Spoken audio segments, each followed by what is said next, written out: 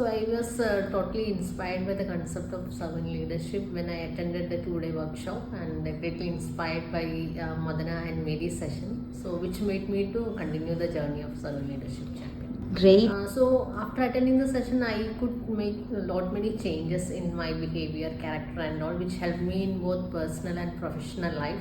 So I want to learn more about this concept.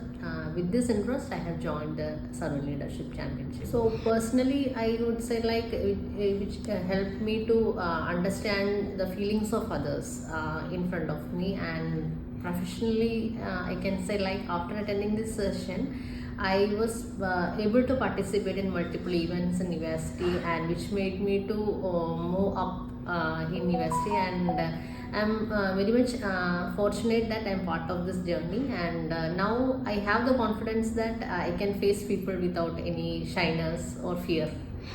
So my intention is wherever I go, I will make use of this concept of servant leadership, putting others first in front of me and giving importance to others' view. So then only we can grow up the ladder. So that is what I have learned in university. So it's a great concept we have to utilize both professionally and personally in order to achieve success in life.